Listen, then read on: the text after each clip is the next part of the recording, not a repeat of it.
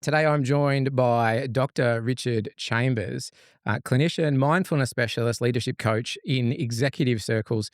And we're going to trace Richard's origin story. And then we're going to walk through just the basic tools and having a look at what Richard's up to in the workplace. Richard, with a resume like yours, the logical first question is, how did it all begin? My story basically began with meditation back in 1999. So back before it was a thing, before you could even find it easily, I had to really go looking for it. I had a year where I'd been basically underperforming at uni and just disengaged, not feeling very happy, and just thought, you know what, enough of this. Going into third year, I'm like, right, I'm going to get it together. So I started sleeping properly and eating well and exercising and doing all that lifestyle stuff that we now know is so important. Mm. And then it occurred to me, look, I'm doing all this stuff for my body. Like, what could I do for my mind, my crazy monkey mind? And just found myself by chance at this meditation class one night. I had to really go looking for it and found that there was this meditation class around the corner from my house, actually. So I turned up there, and this guy, this teacher who'd been a monk, he came out and he said, look, our minds wander all the time. Turns out it's 46.9% of the time, according to Harvard research, that we're not paying attention to what we're doing. And then, of course, loves getting caught up in worries and concerns and problems and negative thinking and judgments and reactions. And I thought, wow, that's pretty much explaining exactly what's going on for me. And then this guy taught mindfulness meditation. And I thought, wow, this is nice to have a little break from all of that, even just for a few minutes in that class. And then I started going to the class every week and started meditating at home, and just very quickly, just things turned around. My mental health improved and my focus improved. My grades went up, did really well at uni, ended up getting into honours and then a doctoral program and going on to be a clinical psychologist, which was the beginning of my career. Yep. And I thought, wow, this is something that I'm going to keep this up personally, but this is something that I wish I'd learned in school. I think we should be teaching this in businesses. I think, leaders should be learning this kind of stuff. And so I started to teach mindfulness. And then from there, it's expanded out into these days, I'm known for delivering practical evidence-based tools around performance, wellbeing, and leadership. So I now work with successful leaders, senior leaders in often medium to large companies around the world, and just help them bake in all of the tools that they need to boost their performance, well-being, and leadership. Because, of course, a leader who's drowning in work isn't thriving, isn't able to lead well, and a leader, likewise, who's in survival mode and just constantly full of stress hormones also isn't leading at their best. And I've learned over the last sort of 20 plus years as well that so many people find themselves in those sort of upper level leadership roles just by chance and haven't been given the tools that they need to survive or to thrive, So they're just suddenly promoted into something and they've been on the tools, and then they're like, hang on, so what's my role now? I've got to inspire and lead a team and manage, delegate and manage conflict, and how do I do that? So I get in there and deliver those tools for them, basing everything, of course, in evidence and best practice. You've summarized my career basically in that intro. So I'm one of those guys. I'm an ADHD kid. ADHD and level 1 autism. I'll put up my hand for probably both of them. Well, there you go. Undiagnosed, self-diagnosed, but That's I reckon it's pretty common. Yeah. And within like our industry, within technology, it's like they reckon up near 30 or 40%, of people that are that way inclined. But I really like that analogy of business leaders that are not thrown into management roles, but you find yourself there because you just want to progress and you admire the management style, but then you wind up there. And for people like me, just the fact of fake it till you make it, it's not something that's temporary for people like me. It's like it's actually part of just your existence. Yep. And then you try and understand, well, when does the faking stop? When am I actually now being a manager? And so I'd like to get an opinion from you or a point of view in, the people that are arriving in management style and are overwhelmed and sort of not doing their best work. What do you think it takes, or what do you think is the important thing for someone in that transition to then go, okay, now I can own my management and have the confidence to manage as opposed to just being here frantically? Well, I guess the sad thing is that there are so many talented people that find themselves in those roles, and often they're just not given the training that they need.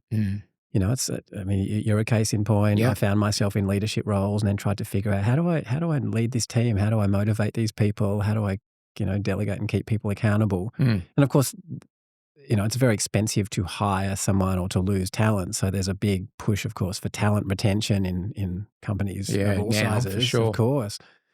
And so, and there's a lot of good that comes with someone who's rising through the ranks. I mean, I've literally just, as I was saying before the podcast, I've literally just come from running the final session in a 12-session leadership program that I run every year for high potential leaders at Bunnings. So they tap some of their high potentials, put them through a 12-month track. I get the first 3 months of that to bake in all the tools and skills that they need to thrive. Mm. And some of them, in fact, a number of them have literally come from being on the tools. You know, these are people, some of them have started off at the cash registers and in the aisles, and Because they have like a really amazing coordinatorship program, I think, from my memory Yes. when I was there. And like they'll actually put you through education and those sorts of things to give you one of those pathways. Yeah, and they do a really great job. So people stick around. The culture's great. Yeah. Those people stick around. And so they bring an incredible wealth of knowledge. You know, some of them are in high-level leadership roles, but they started on the registers or in the aisles, and so they have a really amazing understanding of the DNA of the business. And yet they find themselves facing really, common challenges like starting to burn out because they're still trying to juggle their operational role with a leadership role, or maybe they don't have the boundaries that they need, or maybe the culture at Bunnings is very supportive and people first, but if you're a manager and not managing your own boundaries and time well, you can just be, checking emails at all times of day and night. And that's great in the short term and unlocks incredible team performance, but longer term, you start to burn out. Yeah. And then, of course, as you're pointing to, there's that imposter syndrome where so many people have found themselves in a role where obviously people around them can see that they've got the skills, the talents, the qualities they need to thrive in that role. But then they're sort of thinking, oh, how did I get here? Yeah. I've really got to prove myself. I've got to push myself. I'm not as smart as everybody else. I'm not as capable as everybody else. I don't have the industry experience of others. So I'm going to go that extra mile and really push it. And again, these are all things that are unsustainable over time. So, it's really important to help them, first of all, to unlock peak performance and make sure that's sustainable, be aware of their well-being and the things that they can do to take care of that so that they're able to maintain their performance over time. And then it's so simple just to teach evidence-based practical tools. Here's how to communicate. Here's how to resolve conflict. Here's how to delegate. Here's how to create ownership. Just a few basic skill sets, and you deliver that in a way that makes sense and is based in evidence and is practical, and then people just start to thrive. So I love that work because, I really see these leaders going from doing well to being great and sticking around in the business and bringing a lot of value, often getting promoted and just doing great things. Does that normally take shape in like a team environment? Are you doing these? These are like a group, real practice type of adventure. It's not all just like classroom lecture sort of stuff, right? You'd be having people up there doing role play Absolutely. and actually working through I, the stuff. Yeah. I love being as practical as I can. In fact, I was just talking to the head of L&D about how, at Bunnings, about how, like there's so much pressure now to perform and get things done. And yeah, you've been tapped for this program, but, do you really, do you have the time to do that? Are you able to attend these sort of face-to-face sessions? So conversations we're having is, some of that stuff can be, the didactic stuff can be kind of learned on your own time. And then there's the really practical things where you do need to be in the room, either doing and practicing and learning through your own experience or demonstrating skills. So I deliver everything from keynotes and one-off workshops all the way through to executive coaching and multi-session, 12-session leadership programs is probably my flagship thing. And the thing, I love it all, but the things I love the most are the executive coaching and the leadership development piece, because I love having time with people, not just to give them new skills, but to encourage self-awareness or what's called vertical development and to help them grow as people. And they grow both professionally but also personally. And so a lot of that does require the doing as well as the teaching. Yeah.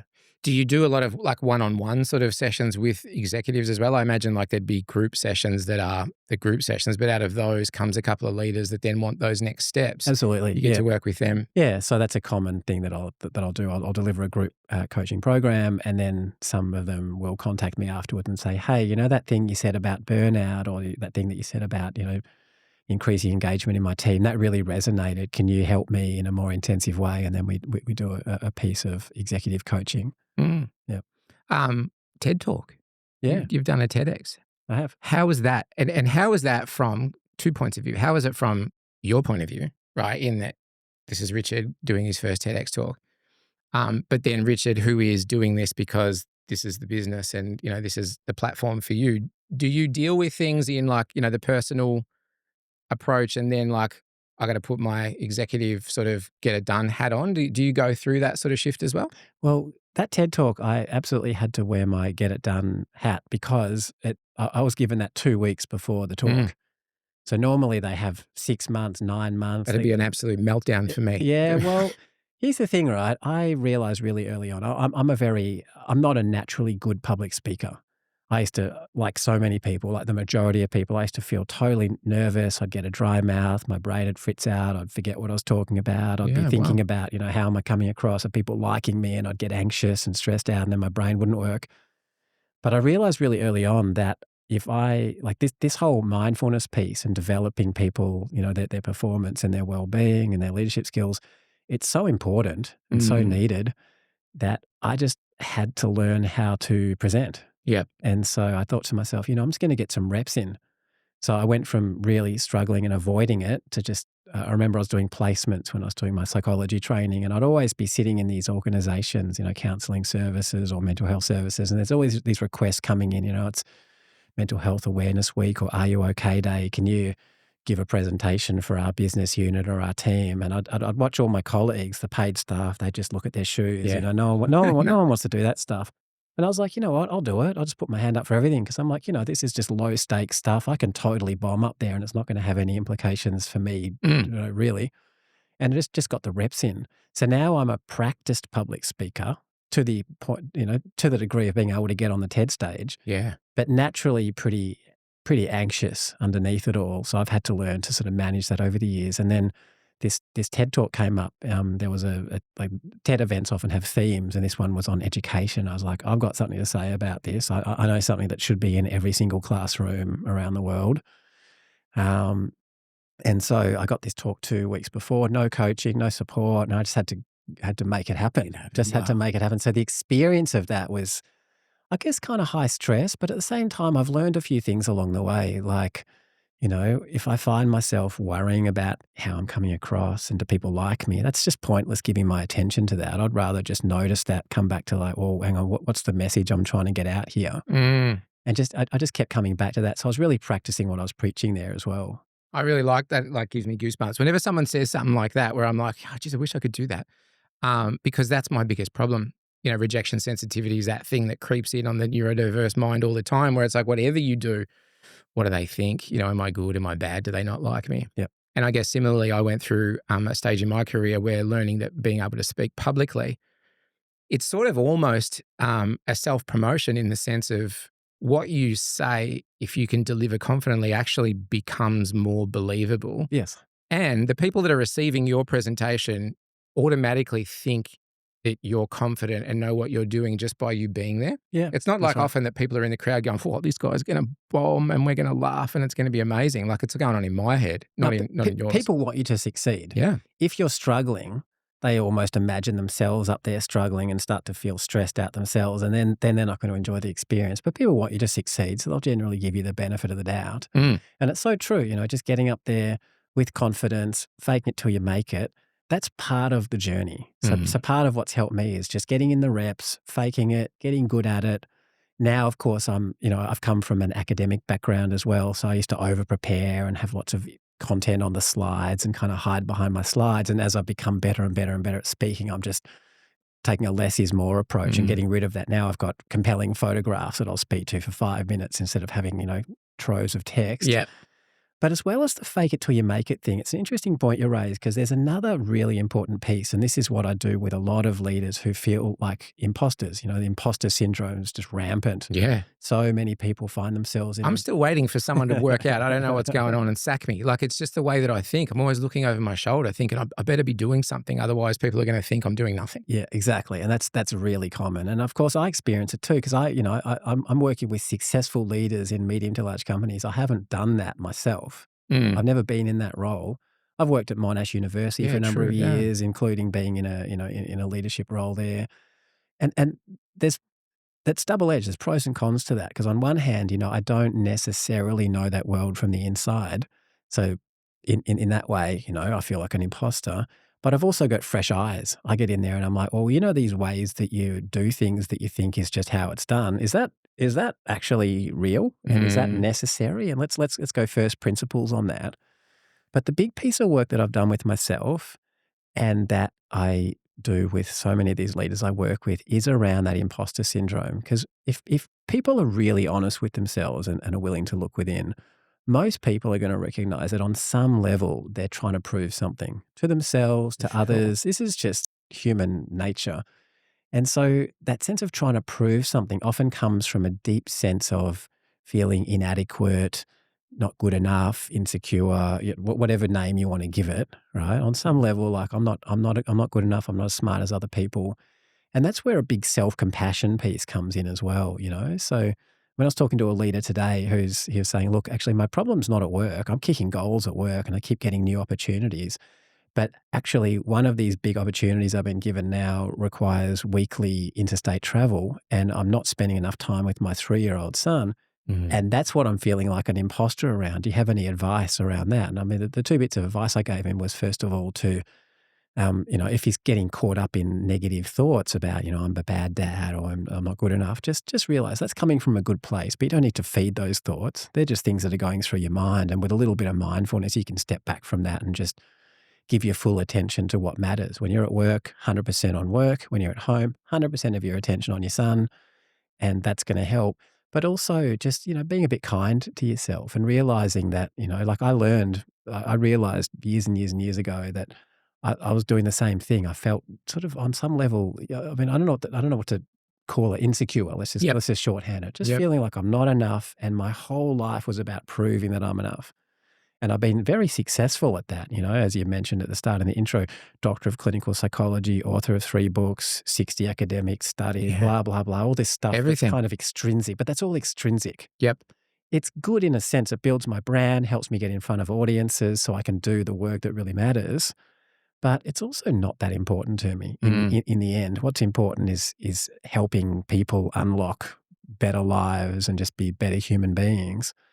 And so realizing that I was playing this game of trying to prove myself, I really saw that, 10 years ago. I was like, wow, that's really a thing. What if I just radically accepted myself? I discovered this. There's a Buddhist teacher named Tara Brach, and she wrote a book called Radical Acceptance. And I yeah. found this book and I'm like, and she was pointing out every single person on some level, whether they're willing to face it or not, or acknowledge it or not, believes that there's something wrong with them or that they're not enough as they are.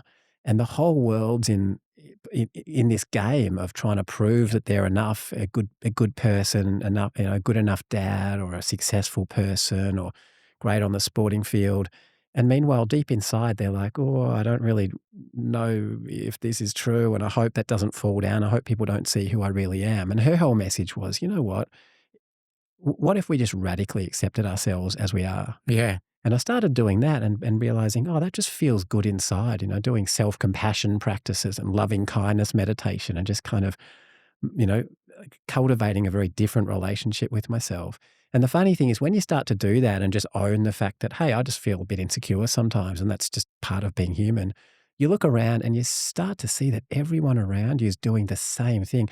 But the trap that humans are in is no one wants to show that. No one wants to be vulnerable in that way. So we put up this front, we pretend that we are perfect or good or what or high functioning or whatever it is, so that when any one of us is feeling a bit like inadequate or down, we look around and let's everybody else has it together. It Mm, must just be me. What's wrong yeah. with me? And it compounds the problem. But when you start to really own that, you look around. I look at Hollywood, sporting field, AFL, whatever, and I just like you can just see it. You can just Yeah. see either that you can kind of catch a glimpse of that self doubt, or you just see how much the politicians of the world and the leaders of the world are just pretending that they've got it all together.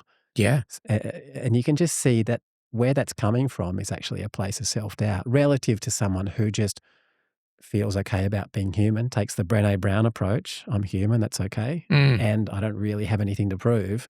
There's an inner quiet, and you can feel that gravitas in people.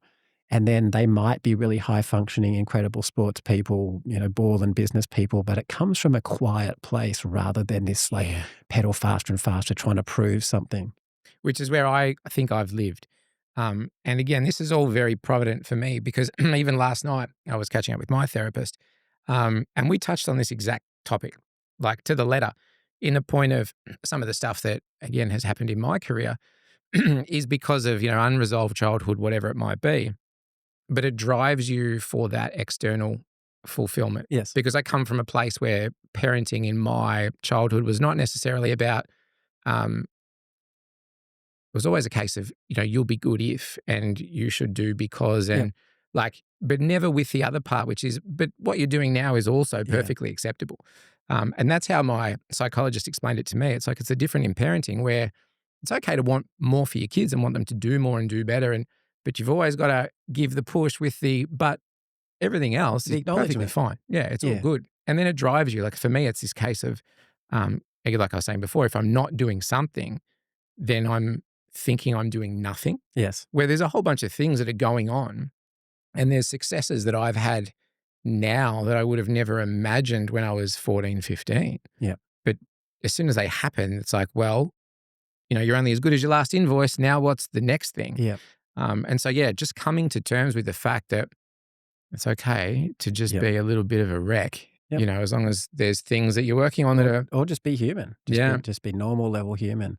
And, it goes even further than what you're saying. If you're saying if you're not doing well at stuff, then you're not doing well. yeah. But, what, if you really dig, what a lot of us do is we conflate our self-worth with our success.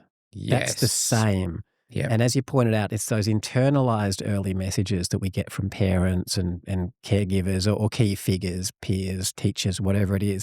I've got the same history. Mm. And sometimes it's like, hey, you should have done better at that. Why didn't you do better at that? You should try harder, etc. But it can be even more subtle than that. Like my super successful corporate lawyer dad, since I was born, now that I've reflected on it as a psychologist, I've done a ton of coaching and therapy work myself, inner work, meditating for 25 years, the whole thing. So I'm pretty familiar with my inner terrain. Yep. And I can see that as well as those explicit messages of, hey, you should be better at that, I would just get more of his attention when I was doing well at things. If I was Yeah. good at school, particularly humanities, I'm naturally much more sort of wired up for, as a slightly neurodivergent myself. Yep. Left to my own devices, I would probably be an aerospace or robotics engineer, doing something in IT. I don't know. But I was kind of pushed towards doing humanities. I was also very good with languages and stuff. Yeah. But looking back on my life, when I did well on a spelling test or got a good grade on an essay or did well in English or history, my dad would give me more of his attention. It's very subtle. Yep. And it's hard to catch. You really got to look. And then you're like, oh, and so on some level, I internalize that if I'm doing well in these particular domains, I have more self-worth. So my self-worth and my success in certain fields became conflated. And that's what the self-compassion thing helps you to tease apart, that even if you're not doing well at stuff, you still are totally okay and whole and complete and lovable as a human being. And that's Brené Brown's big message too. That's why I love her work, because she's like, look, if you're playing a big enough game, if you're playing small, different story, but if you're playing a big enough game, it's not if you fail, it's when. Yeah. But it's how you respond to those setbacks and failures that makes all the difference. Because if you fail at something or don't achieve what you wanted to achieve, if you then spiral into a sense of like, I'm not enough, I don't belong, people don't like me, that's really the source of imposter syndrome. When I'm working with that in executives and leaders, that's what I'm trying to unlock. Your sense of worth and your success, they're different things. And it doesn't mean that you're not trying and you're not doing big things, you're not playing big games. In fact, you unlock the ability to play the biggest possible games, fail fast, learn from your mistakes without spiraling into self-doubt or self-loathing. And that self-compassion piece kind of gives you like an inner peace and a ground that lets you take really big risks. So now, of course, I'm always doing things. I'm always 1 foot out of my comfort zone. Yeah. And it does still trigger a bit of, a little bit of nerves sometimes. But I know that even if it doesn't go well, that doesn't mean anything about me as a human being. That's just that I tried and I failed and I'll learn from that and move on. Culturally, in today's sort of modern ecosystem, it feels like we live in a space where problems are more other people's than yours. Particularly if you're having trouble with something. And this can happen in a workplace, for instance. We have some pretty intense work cover regulations and things that we need to adhere to in Australia. And what can sometimes happen in business is the onus can be put solely on the business, for my care, my mental health, Yeah. my ability to be successful. What sort of advice or ways of navigation do you give to businesses to sort of make sure that, we're doing the best for our people, but we're also not then responsible for, every element of their well-being? I think that's an area that I find a Yeah. lot of people are having difficulty now Yeah, understanding where we start and navigating. stop. Yeah, that's right. Yeah. I would agree with that. It's interesting that you mentioned that because I've been teaching these mindfulness-based programs for performance well-being leadership for a long time now, and I've been teaching, let's say, stress reduction programs is one of the things that I'll tend to offer to businesses. And so for a long time, I was teaching, what are the practical tools that we know from the research actually reduce people's stress? And it feels very empowering, of course, to give people those tools that they can apply themselves. I mean, my work now goes way beyond meditation and mindfulness, but let's even take something as simple as meditating. Mm. We know now that if someone's meditating regularly, even 5-10 minutes a day, their overall stress levels are going to reduce because they're going to spend less time worrying about the things that they can't control and more time focused on the things that are actually in front of them and the things that actually matter. And then in 2023, a study came out, a meta-analysis from Oxford University that looked at workplace wellbeing programs. It was a meta-analysis is where you'd look at all the different studies and just crunch all the data together into one big data set and say, okay, what's the overall pattern here? Mhm. And this research was actually confronting for me as someone that's for decades now been teaching these programs aimed at empowering the individual, because it said that the net effect of workplace wellbeing programs is nil. It doesn't have an effect. And in fact, in a lot of cases, can make people's well-being worse. And when you dig Mm. into that, it's because it's pointing out that there's a problem and then subtly or even explicitly blaming them for the problem. You're not being mindful enough. You're not doing enough of. Yeah. And look, when you look at what these workplace wellbeing programs were comprised of, some of them were really well thought out, well articulated, evidence-based programs like the stuff I do, and some of them were just like, lunchtime yoga or like a juice bar or whatever it is, So there's definitely a spectrum of less and more effective programs. But that really made me stop and think, and so I went on a deep dive in the research and looked at, well, what does actually move the needle on that? And it turns out it's both. It's both the individual programs that give people actionable evidence-based tools, but also looking at systemic factors. And of course, you've pointed out that the work cover thing. So we've now in Australia now got this psychosocial risk legislation. Mm. So mental well-being, psycho being, mental and social being, social. So like the responsibility for that now starts to rest more and more with employers. Mm. And so there's a recognition that if you're not monitoring that properly, not assessing it, not identifying hazards and then risks and not doing something about that, and the wheels fall off, that's on you. Mm. So there's a lot more recognition now that mental well-being is as important as physical well-being, and also that we need to be doing things to maintain the well-being of employees. And like I said, that is including those well-designed programs targeted at the individual, but it's also looking at systemic factors like, how much control people have over their work. I mean, excessive workloads is a risk factor, but it Yeah. turns out that that's not actually a big problem as long as people have control over when and how they do their work and recognition from leaders. So if you have a high workload, but you're able to do that in a flexible way and take time for yourself when you need it, and also getting recognized for the work that you're doing, that means that excessive workload isn't as much of a risk factor as it is if you don't have any control and no one's recognizing you. That's burnout territory. And so it's really about balancing up, to answer your question, really balancing up both of those things. How do we empower people with the tools and skills and strategies that they need to manage their own well-being?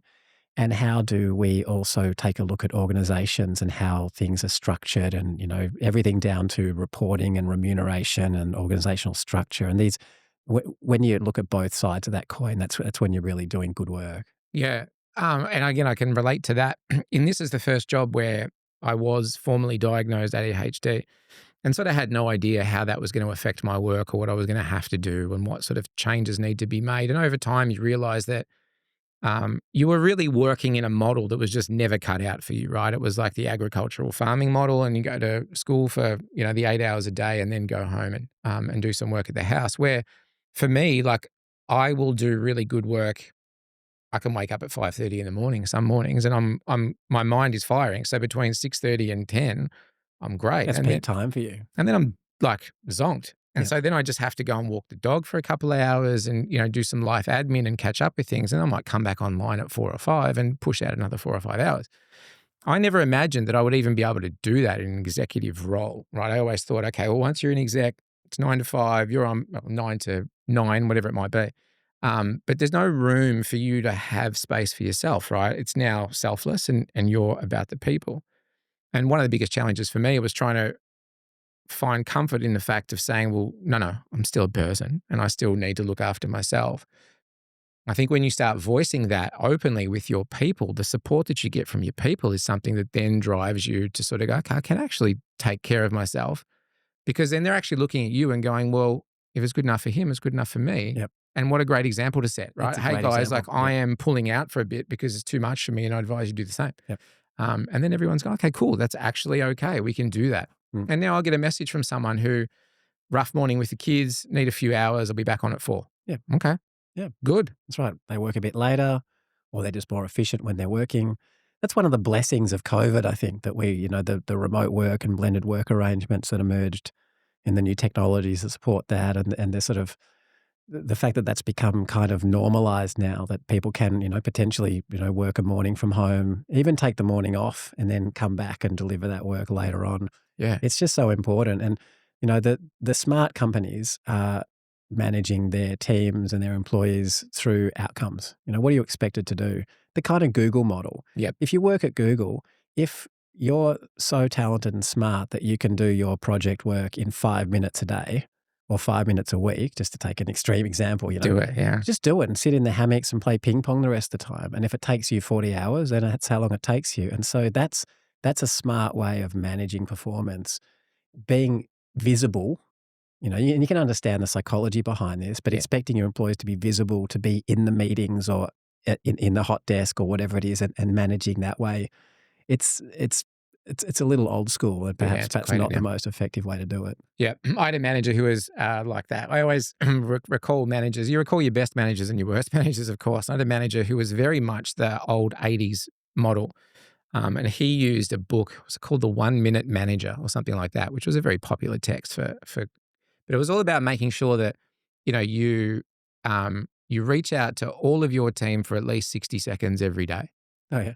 I'm like, that's it. That just make sure leadership approach. make sure that they know you're there and that, you're not too far away and that, you should be doing the things that you should be doing. It's like just this consistent tap on the shoulder. I'm like, how terrible is that? Yeah. All you're doing is just spooking your crowd every day, just going, here I am watching you, make sure you do what you want to do.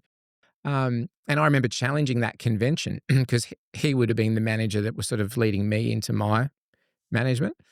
And I used to challenge that convention and it wasn't met well. And, obviously that management step didn't take place under that guidance. But yeah, I think we've still got a little bit, of those 70s, 80s style, economic managers.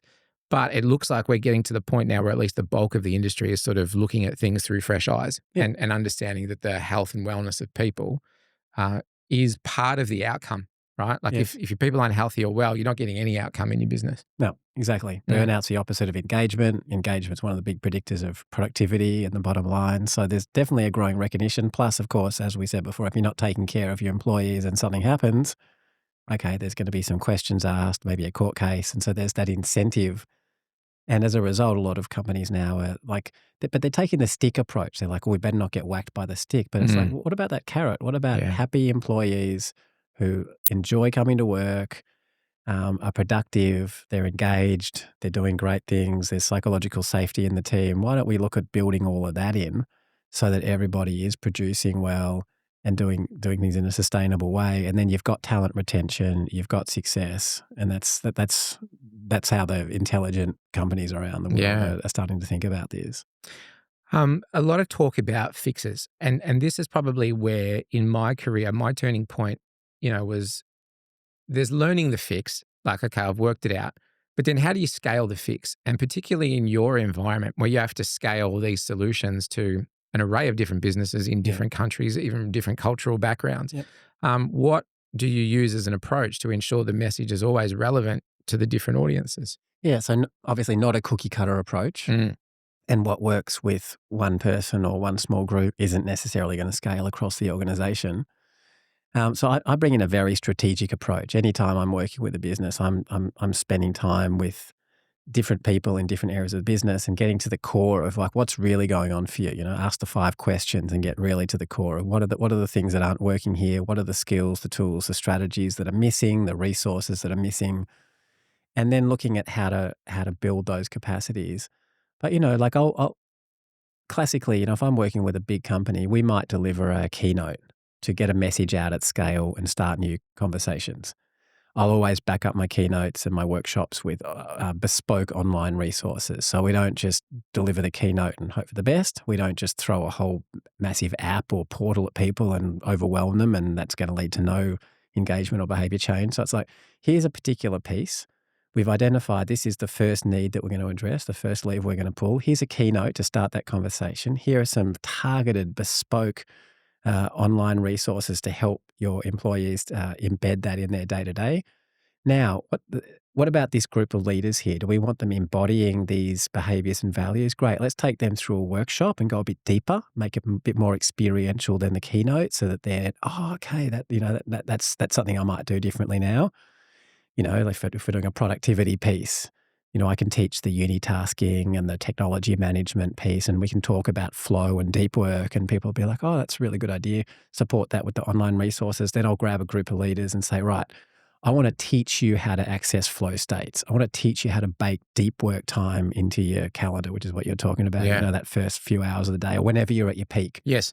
And then they start to do that, and then they're like, oh, okay, so now they're blocking out their calendar and they're shutting their door, or they're staying home for 3 hours in the morning or on a, you know, Friday afternoon or whatever it is. And that becomes visible to the team members saying, oh, why isn't Mike at work? Oh, because it's his deep work time. We don't schedule meetings there. Oh, what's deep work? Oh, I can do that too. Fantastic. So you start to create culture change there. Maybe take a group of leaders, you know, ideally starting with execs, senior leadership teams, take them through a 12-week track, let's say, and just really bake those skills in. Take, you know, maybe the C-suite, give them some executive coaching. So I think about things in a really strategic way and delivering the same basic messages and skill sets, but in different ways. But always making sure that, you know, like if I'm on a call with someone, I'll be asking, so what are the top 3 challenges you're facing right now? And as you mentioned before, there's often this sort of external locus of control. Oh, there's too much pressure and there's too much change and there's too much of this or not enough of that. And it's like, yeah, great. Okay, I get that. Why is that a problem? Where's that coming from? What's going on under the surface? What could you be doing differently to manage that? And when you sort of start to get into that territory, that's when you know what you actually want to be delivering that's going to make the difference. Because, you know, I can't do much about restructures and budget constraints. But I can do a whole lot about how you react to that and whether you're giving your attention to resenting what's happening in the business or whether you're just focusing on doing the best work that you can do and managing your mental health as you go through that journey, or communicating, you know, the why of what you're doing to your team. You got to cut back the team. All right, you want to talk about, okay, this is what's happening in the business. This is why this is happening, just so you understand. And then being empathic as you communicate to, you know, these are just basic things. And so when you dig under the surface, you get this clear progression of, okay, we're going to pull lever A, followed by lever B, followed by lever C. I'm a very evidence-based, data-driven guy. So if I'm pulling lever A, I'll do a pre-post assessment on that and make sure we've moved the needle before moving on to lever B and lever C. And if we don't move the needle, all right, that's information too. What are we missing here? What's really going on that we actually, oh, okay, there's no psychological safety, or, you know, you're running these sessions, but your team has no time to apply any of this stuff. Maybe we need to make some slight systemic adjustments here, you know, that kind of thing. So very strategic and data-driven, I think, is the answer to your question there. That's cool, because that sort of links into then me wanting to press into a couple of things that are sort of going on in the world at the moment too, because there's a lot of changes that we're being faced with in Victoria, particularly. One of the things that come up for us not too long ago is right to disconnect. Yep. And so again, it's one of those things where it's it can't be looked at as neither good nor bad, right? Like it's a thing that is here and we have to deal with it. Are you finding that businesses are then sort of using your skills to be like, how do we navigate these sorts of changes? Is that the sort of thing that— Absolutely. Yep. Yep. But the thing that really makes the difference is helping people to understand why they would want to disconnect. Because, you might finish, you might disconnect from work, but most people immediately replace that with some other kind of technology use. Yeah. Sitting, watching Netflix, scrolling on the phone, the whole thing, like, and so they're not really disconnecting. So I will set behavioral experiments for people. I mean, one of the simplest things that I do in a leadership program, I'll say to people, like, just as an experiment, for 1 week, I want you to, if you commute, I want you to drive to and from work in silence. And people would Mm. be like, why would I do that? And so I'll make the point, have you noticed that from the moment you wake up in the morning to the moment at night, you go to bed at night, you are bombarding yourself with other people's ideas. Yeah. You are constantly consuming media, podcasts, videos, text, talking to people, chatting.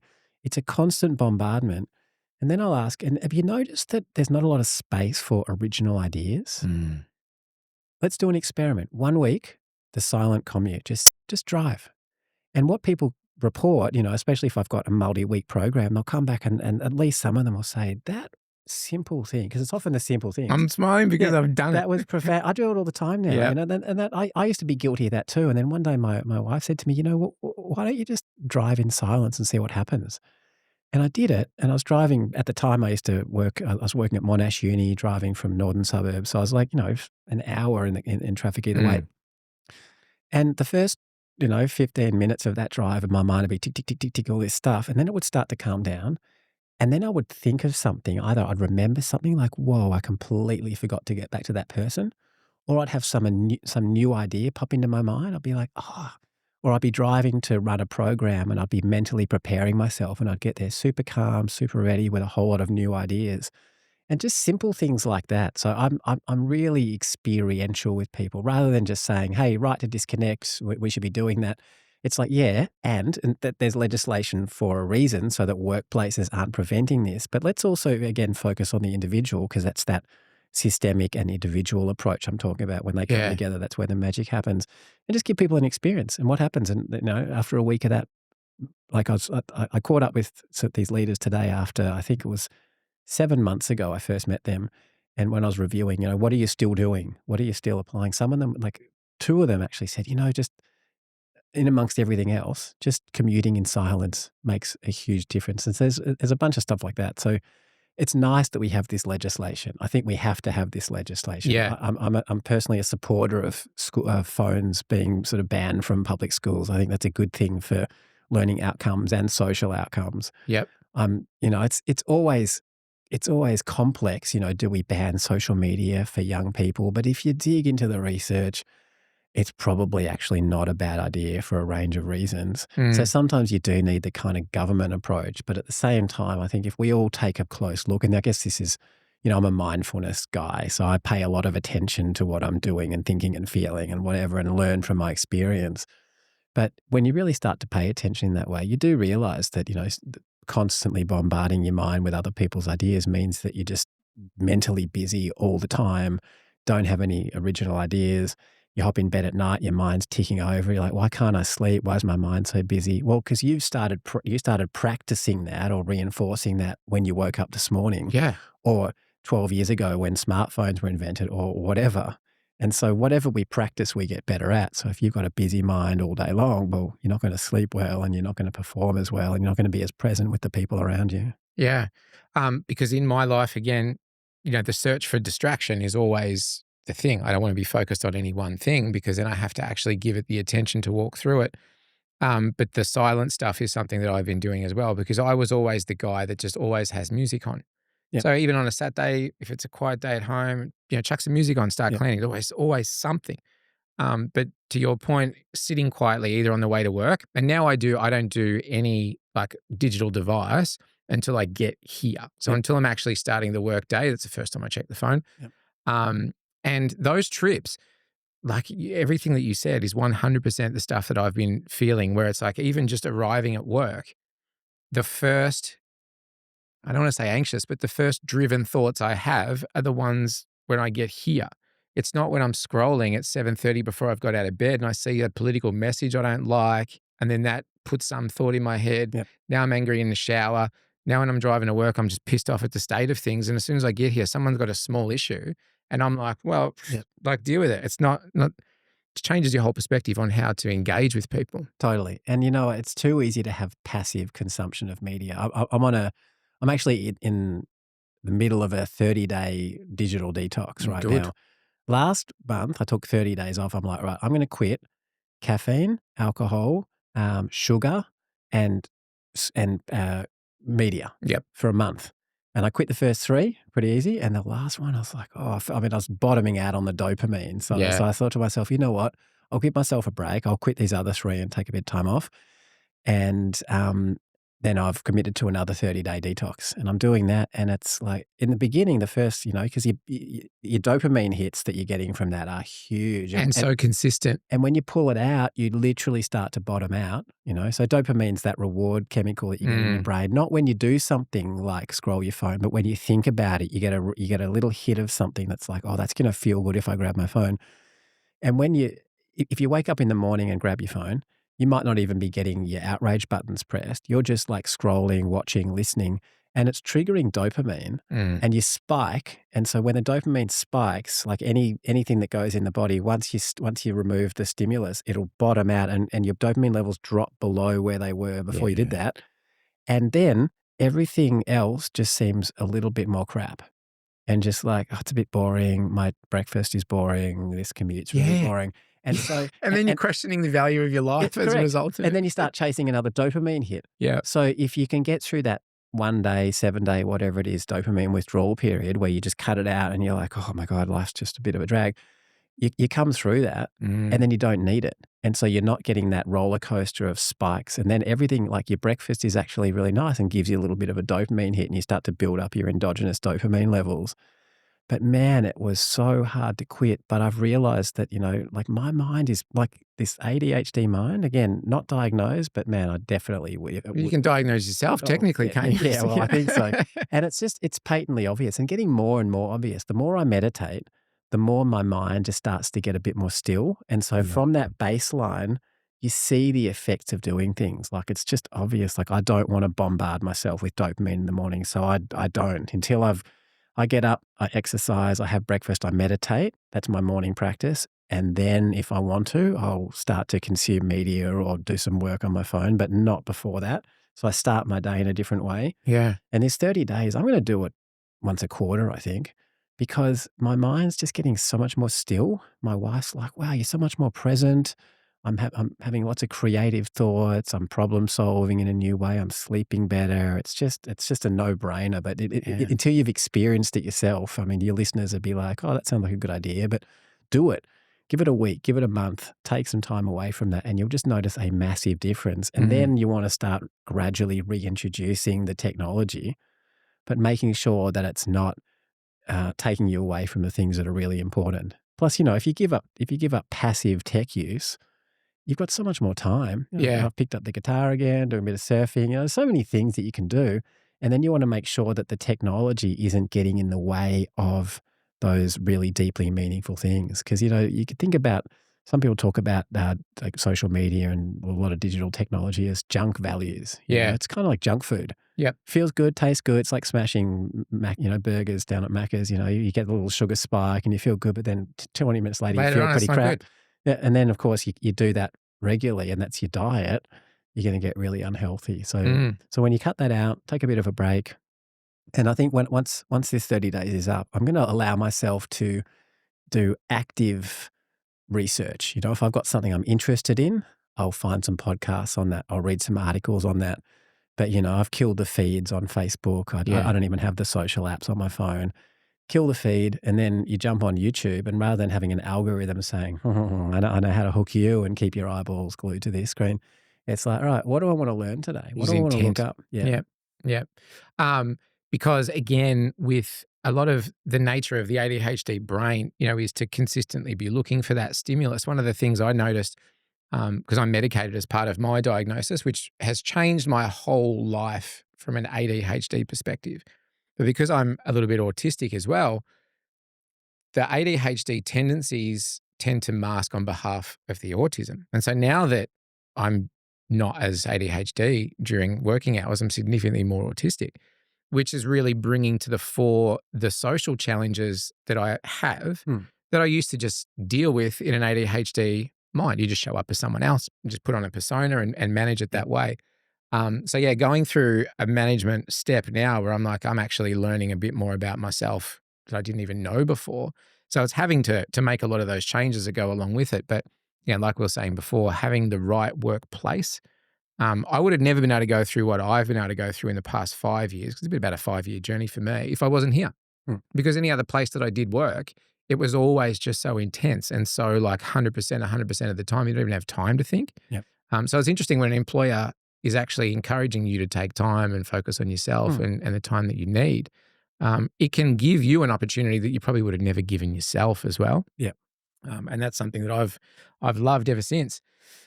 As we come to the end, because an hour goes quick, Richard, when we're talking about hot topics like this, what I wanted to do is just to walk through some of the things that are available to individuals through your services, probably where they can get the most information, because we're going to do links and everything in the comments. But probably just the best way for people to understand if they wanted to reach out to you, how to go about that, Yep. and what sort of the lead up to an engagement looks like. Great. All right. Well, best place to contact me would be my website, drrichardchambers.com. It would be in the show notes, but drrichardchambers.com or Dr. Richard Chambers on LinkedIn. They're probably the two best channels. Starting with the free stuff, got a whole bunch of resources on my website. On LinkedIn, I publish, thought pieces around performance, wellbeing, leadership tools, always with the practical tools, real life examples. So you can keep an eye out there. On my website, I've got, what have I got that's great? I've got some free meditations. I've got some productivity meditations on there that I reckon some of your listeners might be interested in. These are their specific targeted meditation practices that'll boost productivity and reduce stress. Yep. I've got a whole bunch of popular media and academic articles for anyone that wants to kind of deep dive into any of this stuff. I've got some great online courses as well. I've got a Mindful Peak Performance 14-day challenge. So that just helps you bake in. That's a just pretty cheap course. So it'll just help you to stay focused on the things that matter, get into flow states and bake deep work into your day. And then I've got a larger leadership course on there as well. As I said, the things that I am really passionate about doing are the executive coaching. So for any leaders out there that are either having problems with their well-being, like burnout or health problems, or relationship problems, they're the two canaries in the coal mine usually when things are out of balance. So if you've got team members that you have that are disengaging, or that you've got conflict with, or things aren't going well at home, I can help unlock that. And get people back on track, or just those leaders who are either preparing for that next career step or have found themselves in a senior role and are like, whoa, I don't have the skills. I've got everything they need to bake that in. So that's the executive coaching piece. I offer keynotes, workshops, as I said, and I've also got these longer leadership development programs like the one that I run for Bunnings and other companies like that, where I'll take groups of leaders through a deep process, not only of baking in tools and doing the horizontal development piece, but doing the vertical development, really looking within and seeing, where's all this unsustainable performance coming from? What's really going on? How do we change our relationship with ourselves? How do we become more aware of our emotions and the fact that emotions are giving us information, and what do we do with that? So they'd be the main ways of working with me. Website's a pretty good place to start. Brilliant. Well, we'll have all of that stuff down the bottom. And what I wanted to ask is, because for a psychologist, it's always a very interesting question. It's a question that is posed to me in therapy. If you had an hour with 7-year-old Richard, what would be the 3 things that you would tell him that would make a difference? Oh, beautiful. The first thing I would tell him is that his performance and his self-worth have nothing to do with each other, and that's just erroneous messages and ways of that he was making sense of his relationship with parents and et cetera. It's just accept yourself as you are, and then find your passions and do well at the things you love, and don't push yourself to, prove yourself or perform. That'd be the first one. I reckon for me, given my mind as well, I reckon embodiment practices, as well as having this kind of scatty ADHD mind. I was really sick as a kid. I had asthma. And so I spent a lot of time playing Lego, reading, doing stuff that kept me in my mind. And so I think, doing some kind of, getting out in nature, these days I do, body weight exercise and movement practices and stuff that keep me in my body. So I would have loved to get that early on. And if I could teach my 7-year-old self meditation as well, Mm. I think that would have been a bit of a game changer, both to help him stay focused on the things that matter, to reduce his stress levels, but just to be more present and also just more self-aware, because Mm. I spent so much of my life lost in the matrix. And now, of course, I'm stepping out of that and realizing, hang on a sec, there's an awareness that's here all the time, beyond my thoughts, beyond my ideas. And that's probably the most stable part of us, realizing that we can just be present without getting lost in our thoughts and ideas. So they'd be the three things, I reckon. That's awesome. And I wish that someone had told me the same stuff, Yep. because it's a bit harder when you're older. Richard, this has been an awesome chat. And I'd like it to be the first. I always encourage my guests to come back when you're in the area because there's always more to talk about. For anyone that wants to get in touch with Richard, all the notes down below, we're going to have links. We're going to have the opportunity to reach out and ask Richard any questions if you need to. But thanks for stopping by. Oh, it's a pleasure, Mark. Yeah. When are you back at Bali? When you head back? Here for another 2 weeks. I've got a keynote next week and a wedding, and then I'll be back in Bali. Back. Cool. Yeah, All right. but Well, enjoy. next time I'm in town, let's do it again. Please. 100%. Awesome. Thank you. Ta. Cool.